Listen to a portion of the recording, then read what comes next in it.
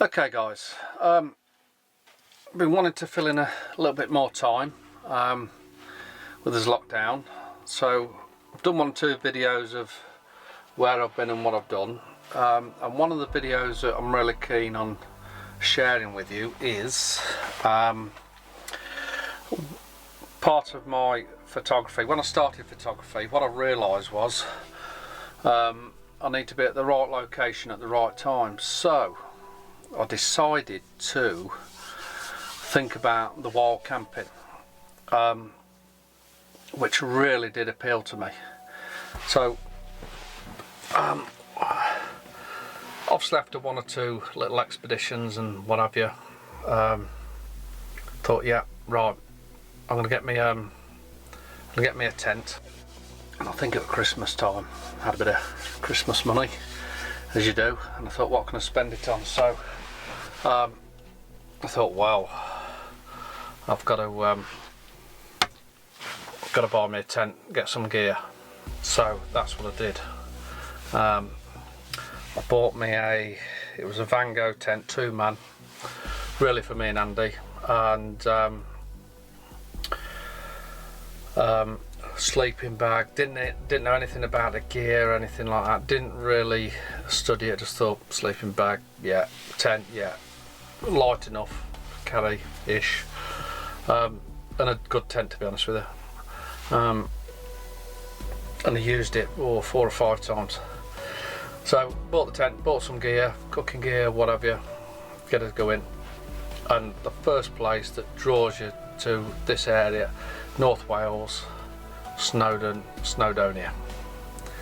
Thought, right, this is the place for me. This is where I want to go camping. So I finished work on a Thursday.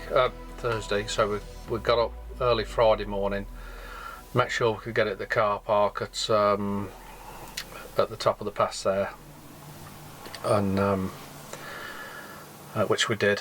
And not sure what it was going to be like, didn't know where to go, didn't know what we were doing. We headed up there on the Friday, got there, beautiful Friday morning. Now obviously you got to remember, this is our first wild camp, so inexperienced in that regards, carrying over 30 kilos of weight. I'm sure it was 35 kilos, but God, it was ridiculous. Anyway, because I can't help taking all my gear and my bits and my bobs and that, so, but anyway, so we got there, it's still snow everywhere. This was, I think, at the end of February, beginning of March.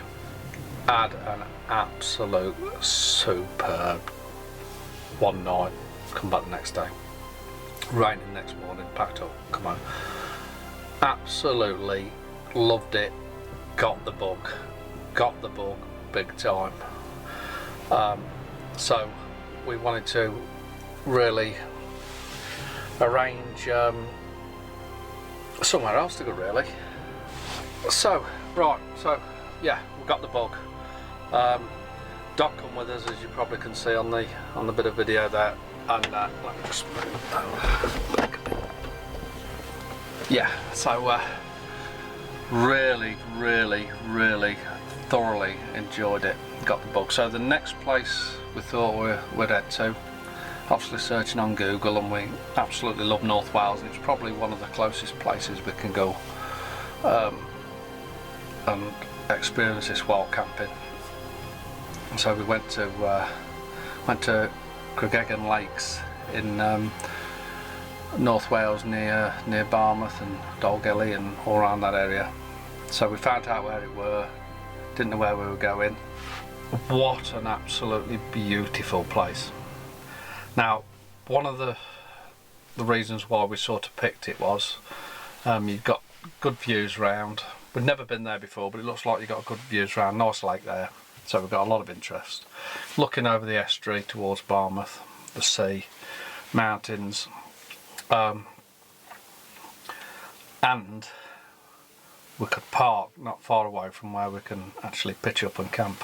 Now at the time I didn't have a camper van, so it was the only option we had, either stop in the little van that I had, little works van, or pitch the tent up. So we pitched the tent there just over this little mound and in a little depression in the land. Had an absolute amazing time, but it learned us something pretty quick. First of all, as gear was too heavy. Secondly, the sleeping bags wasn't good enough to do the job, because again it was freezing cold. I mean, it was cold. We got up at 3:30 in the morning because we were too cold. So yeah, but that was fantastic. Got some night photography. Probably one of the first times I've really seen the Milky Way and things like that. So this wild camping's really getting me enthusiastic about my photography, my night photography, sunset, sunrises. This is perfect. Wild camping, which I absolutely love. Photography, which I absolutely love. So we've and I'm sure you probably all do the same. You're probably merging the two things together. And this is probably why later on this camper come into its own for them ideas as well. But I thoroughly enjoyed it. What a superb place. Been up there a couple of times. If anyone's going to Barmouth and around that area, I always tell them pop up to Creggan Lakes. You can drive up there. There's a little lane. You have to open half a dozen gates. Cattle. It's just a stunning place. So yes, that was absolutely superb. So that's wild camp number 2. Wild camp 3 was, even though I probably know my memory, oh yes. Now this place I'd never been to before. Now I'm talking about 4 years ago now, maybe 5 years ago now. And this is when I first started vlogging, and I've just done the vlogs because I loved the memory of it. It's the actual vlogging and the video on it is horrendous, to be honest. But it wasn't it for me. It wasn't for other people to see it in that respect. It was just for me to watch it and to share the memories, and if anybody, and to show people where we went. Nothing to do with the quality of the video. So next one, Trevan, Ogwen Valley. Oh God, fell in love with that place straight away. What a super place. And we I think, if I remember right, let me get the video up and it'll remind me. Give me a second.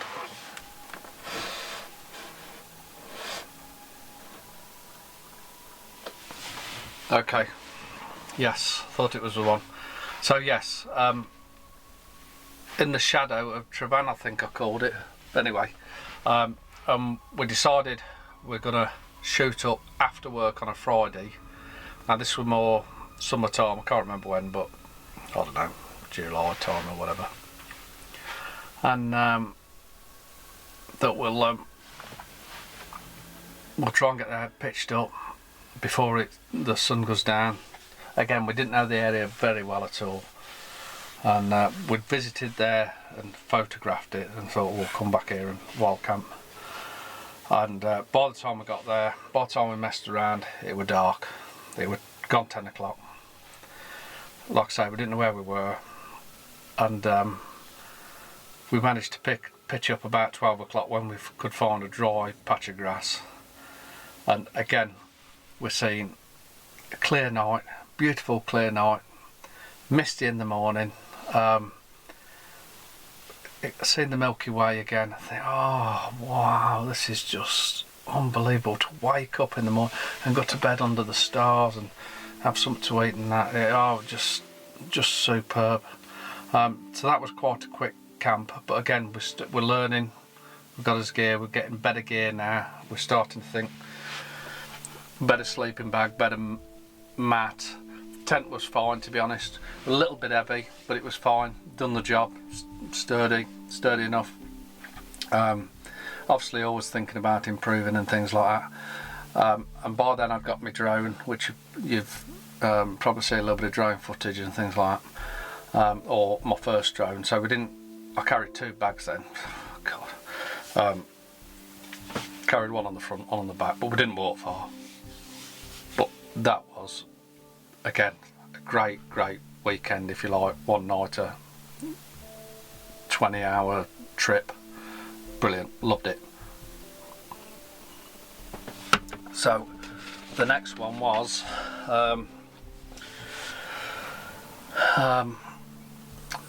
Trevor in the top of North Wales. After scouting around again, looking at Google, looking where can we go. I wanted a seascape. I wanted to camp near the beach or on the beach, and we decided to go there. Never ever been there before, didn't know anything about it, never heard it, never seen a photo of the place or anything, so no, absolutely nothing of this place. What an amazing place. Right, so Trevor, I named it all in one day, and I think, if I remember right, the reason why I did that was because we had a beautiful sunrise, beautiful sunset when we got there, beautiful sunrise, and in between Milky Way again, clear skies again. So had a fabulous time. Woke up in the morning, beautiful, went a walk. We stopped on the cliff top there, and it's when the pier was still there. I believe it's been knocked down there, so I got some lovely morning shots of the pier. Didn't even realise there's some stacks there, even though, or I can't remember them, but I did get some photos of them, and I can't remember taking the photos. But what I remember about that place, besides the photography and everything that happened, was we was going along that North Road, and we just kept deciding, because we didn't know where we were going, and we just thought we'll drive along the sort of coastal road. Every time we see a little lane, we'd pull in left and go down that lane towards the sea, and if we could find somewhere we could camp, we camp. Well, we come down this lane, and knocked on it was just a lane dead end, and we knew the sea were just over the bank there, and there was a little farm there. Knocked on the door. Are we okay to leave this van there? He says, oh, pull it on the right, and we left the van on the drive. So that was an absolute result, that was. And anyway, so we walked over. I didn't realise there's a car park 100 yards along the seafront. Anyway, it might be a mile drive, but it was along the seafront. But anyway, so we had a great time there. Some nice photos of the sun rising and that. And this is when we're sort of trying to learn how to do the night photography with, because we've been so lucky. This is the 3rd time now we've been wild camping, and we're seeing the perfect clear sky Milky Way. So that really grips you into the type of photography that you can do when you're camping, when you're out there. You got your sunrise, you got your sunsets, you've been in the right location, you get up in the middle of the night if you want, do your night photography. What more can you ask? Absolutely superb. Had a great time. So this is really starting to get the bug now of camping. So the next idea was a big one, and it was to go to Scotland and wild camp Scotland. Do 2 or 3 nights. We went up in the Freelander, did 2 or 3 nights, have a bit of a break, go into a B&B, and then another couple of nights wherever. So that's what we did. Again, know nothing about Scotland pretty much. I got married up there at Gretna Green. Been a drive around once before, up the west coast and then down the east coast, but a drive, that's all I did. So didn't know nothing about the photography side. All I knew is I drove through Glencoe, and it's amazing. So we headed to Glencoe area, and then we drove around. I think we went through it twice in the end. Wild camped at Loch Lomond first. Then after travelling around, we camped on the where did we go next? Loch Lomond. I think we camped on a sea lock on the west coast somewhere, God knows where, and then the last night we actually wild camped at Glencoe, absolutely freezing. Made a nice campfire, got that going, and had an absolutely super time. The weather weren't very good when we stopped at Glencoe. It was lovely at the other two places. Autumn time, so it was dark early, so getting your tent, either keep warm or get in the tent and have a good old sleep, and then still getting up at 7 o'clock I think, and the sunrise weren't till 8 till 4 I think, the daylight, so something like that anyway, so a good old sleep, but it more filling that time in, to be honest. We drove on the Isle of Skye, didn't know where we were going, went to the Isle of Skye, struggled to find a camping area because we didn't know where we were going, and we had to come back off. We'd run out of time, daylight gone, didn't know where we were going, we had to pitch the tent up. That's what we ended up in a B&B, I remember. So again, brilliant experience, but all these experiences are making us realise the kit we need is better kit. So we bought we had a little search around to do for lightweight kit and that, and we both ended up with some out kit, sleeping bags, and better beds and things like that that stop the cold coming through the floor and the ground and things like that. So better clothing as well. So we'd done all that and had a fantastic time. Had an absolutely superb time. That gave us the bug later on to visit Scotland again. And boy, what a place, what a super place. Right, the next one, we did do one or two other places, we did in South Wales, struggled to get to wild camp there, at Three Cliffs, with signs everywhere saying no wild camping and this, that and the other. So we went and pitched up in the campsite up on the top of the cliff, went and walked down at night, and there's young uns camping and everything, so, but we still had a great time. So that was a quick, not so much of a wild camp, but a wild camp experience. And then we ended up at, we'd planned on going North Wales again to Mole Siabod, and that was the next expedition. What a fantastic adventure we had there. We'd planned it for a while, and we planned on doing the MacLuke first, and then with another friend, he was going to go home, which he did, and then we'd planned on going Mole Siabod for a couple of nights. That actually didn't happen. I had to shoot home for personal reasons, so a month later we managed to get up there, just me and Andy, and we went to, stopped at the calf, had a beautiful breakfast. If you're going up that way, you got to stop at the calf, and then you got the photographer, which I forget his name, superb photographer. What a fantastic book, and I must get it because I've got all the other books, and I must get it. It's on photographing the mountains of Snowdon. I'll put a link up somewhere. But anyway, yeah, so we planned on 2 nights. Kit's a lot better now, got a lighter bag, same tent still,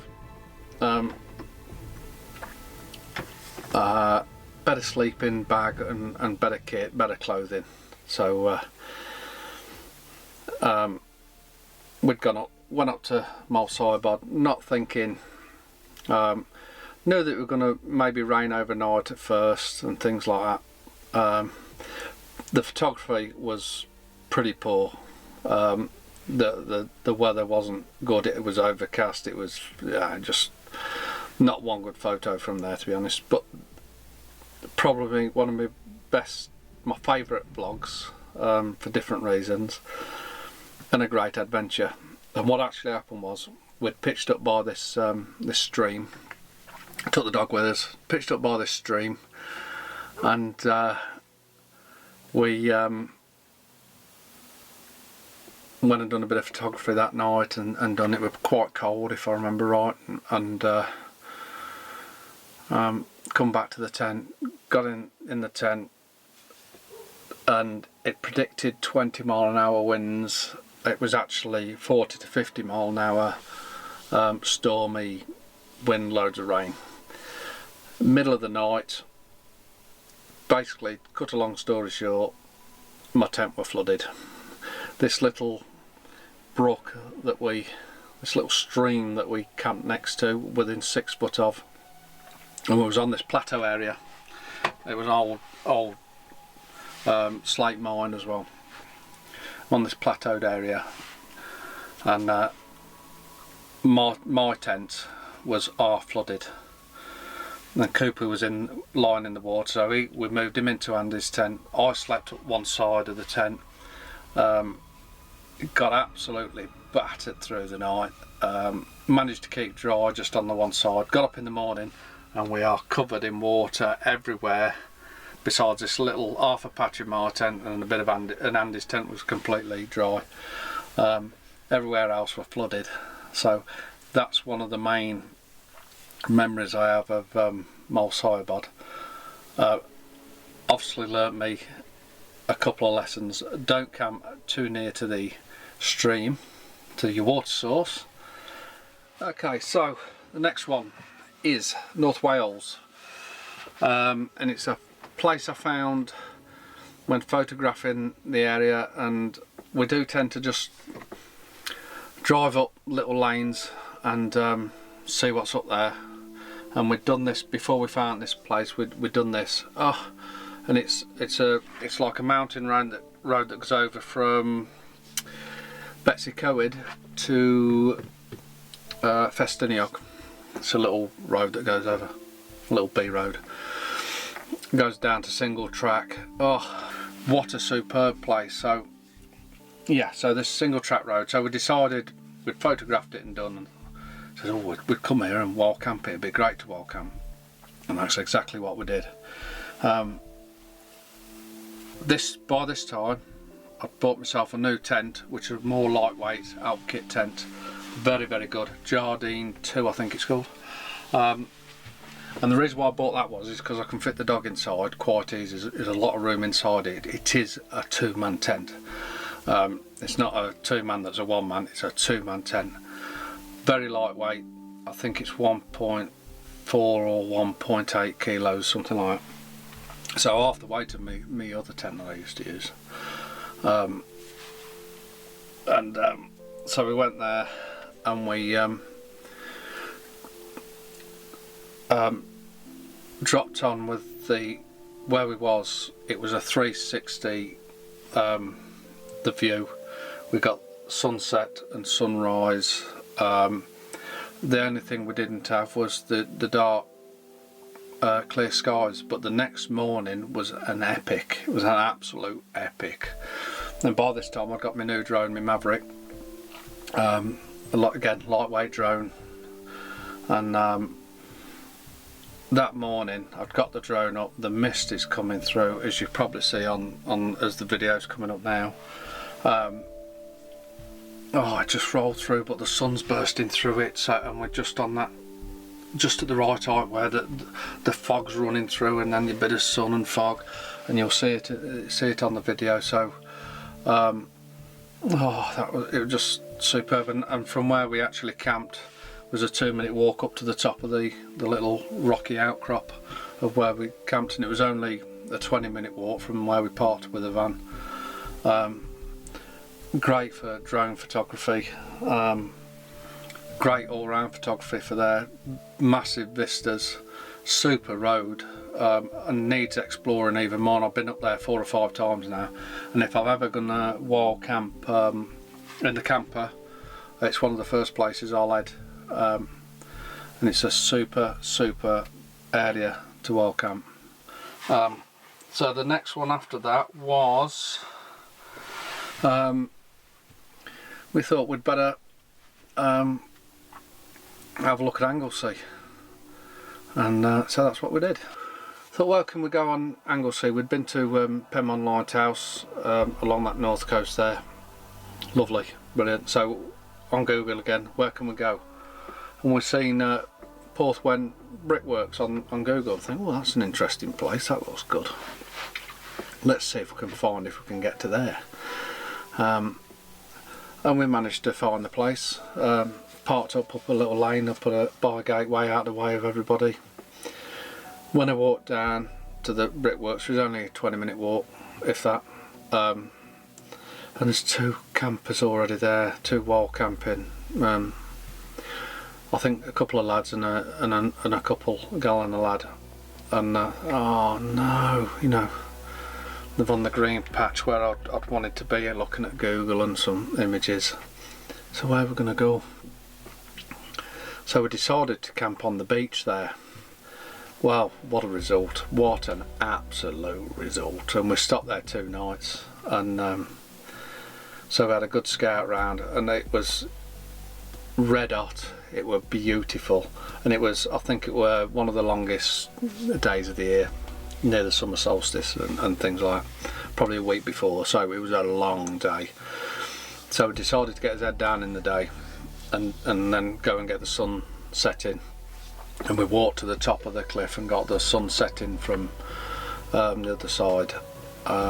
Got some beautiful photos looking sort of northwest, along the northwest coast, another lighthouse up there you can see right in the distance, and the sun seemed to set forever, and we just had so much time to get some photos, so we got some photos. The only thing was, it was breezy up there, and it was very hard to pull something out as a foreground interest, but the actual vista and being there and the experience of the wild camp was second to none. Obviously got some photos of the brickworks and that, and again, drone footage, superb. Lovely, beautiful turquoise sea.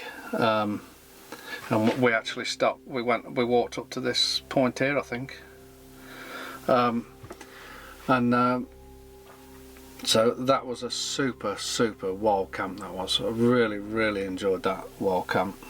For totally different. Wild camping on the beach is just something else. In the mountains and on the beach, the 2 places are just...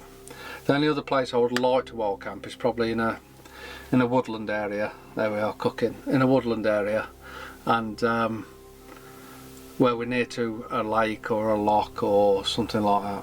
That would be superb as well. And we've even thought about getting the one of these blow up kayak things, and doing that if we're not too far away from carrying it, which would be super fun as well. So maybe one day we'll do that when lockdown is all over. So but yeah, Anglesey, that made us fall in love with Anglesey even more so, and we've toured there since there. You could spend a week on Anglesey easy, touring around the coastline there. It is absolutely stunning all the way around from north to south. It's superb. So as next wild camp was, it is his last wild camp as well. So and it was beginning of last year, so it's been 13-14 months ago or more, and that was we went to Bleak Tarn. Okay, what can I say about Bleak Tarn? If you're a photographer and you don't know about Bleak Tarn, then where you been? If you don't, search on YouTube. Super place. It's very photogenic. It's extremely easy to get to, as in to walk, and it's just a stunning place. So that's why it's a photographer's dream. It's just great. We'd visited there before, photographed it, and always said we'd come back and wild camp. The problem I'd got is, because of this van, it's so easy not to wild camp, as in a tent, and wild camp in the van because of the luxury. But we decided no matter what we're doing, we're camping out. So we gets up to Bleak Tarn. Camp 10 or 15 minutes walk from where we parked, and as we got up there was a rain belt that come through, and we just sort of missed it, so we managed to camp up in the dry, keep dry, and it would dry then for the weekend. And we actually camped at Bleetarn the first night, and then wild camped at Winrose Pass the second night in the van. So that was the first night. Got some lovely drone footage. Not good photography. I got the standard photo of Bleetarn in the morning, as I am there on the video. But it was mainly my preferred shot from there, and the memory I got from there was the fact that I was struggling with my photography, and then I flew the drone up and got a super drone image of Bleetarn. So that sort of pulled it out of the bag for me, and got that image. And it is a beautiful place, and searching around that area for more photography and more places to wild camp, and it is a super place, and a place I've only been to, an area I've only been to 3 times now, because it's that little bit further for me to travel. But I must spend more time up there, because it's a beautiful part of the world. Just need to keep learning it and finding out these places, and hopefully wild camp. My next wild camp hopefully will be in my new tent, another tent. So I'm quite happy with the Jardin, the 2-man Jardin, but I'm definitely going to try me Old Pro Pioneer out, and the plan is with that is we're going to go to hopefully the Elam Valley, and do some night photography, which I'm really looking forward to doing, which we would have done, and it's been perfect over this last month. The clear skies have just been amazing, so it would have been absolutely perfect to do a wild camp there, spend a couple of nights there, and get some. What I'm looking forward to is getting some good star photography, learn more about the night photography, get the tent in it, get a good picture of the tent with a light inside, the typical tent shot, the wild camping shot next to the lakes, one of the reservoirs, and just get some superb night photography, because that's a super dark night sky area. And that's the plan. That's the plan for us at wild camp. Yeah, so that's my adventures. I've done 1 or 2 more. I've been up the Peak District, done a quick night up there. A real quick night. Stopped up there, tent. Next day, pitched up, gone before anyone know, type thing. Make sure you clean up.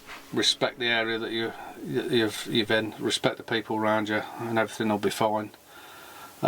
Always carry my gear in, 1 or 2 things in the van. If I'm wild camping, obviously we'll take all my gear as well, but certainly, you know, the food and that. But I absolutely love wild camping. I just wish I'd have done it 10 years prior to it, so I'm a little bit fitter. My biggest problem I got now, because my knees are shot, I do struggle to walk, especially with that weight. So but the passion of doing it, and the excitement and the adventure, it just worth every bit of pain that I suffer and go through. So yeah, so if you think about wild camping and you love your photography, again, do it. Again, with the wild camping, I'm starting to get lighter cameras like the Sony. I just need to get a lighter lens on it now, because the lens weighs more than the camera. And things like that. So every little bit of weight you save, the better. Get a good bag, get a good quality lightweight sleeping bag, which is an absolute must. Get something to purify your water. I think mine's the Sawyer, so I think it's Sawyer, something like that anyway, but there's 1 or 2 out on the market. So you don't have to carry all your water, as long as you know you've got access to water wherever you're going. and you can get that purified, obviously all your food and everything. Lightweight coats and rain jackets and things like that, they are such a must. They're an absolute must. Good quality walking boots, and go and enjoy them outdoors, and that stillness and that peacefulness and no people, and it's just phenomenal. And then the photography is just a massive bonus. If you get it, you get it. If you don't, you don't. You'll still enjoy it, so who cares? Right, okay, hope you've enjoyed that little insight into my adventures so far into the wild camping side of things. Probably going to do one more similar video to this when I get a minute, probably on the Lake District, go over some of the places I've been on the Lake District. But I hope you've enjoyed it. Please subscribe. Love the thumbs up. Still getting one of them. You, I tell you what, come on, thumbs up, come on. Or at least if you give me one of them, tell me why, because you're not telling me. So yeah, thumbs up. Please subscribe. Hope you enjoy it as much as I do, and I'll see you guys soon.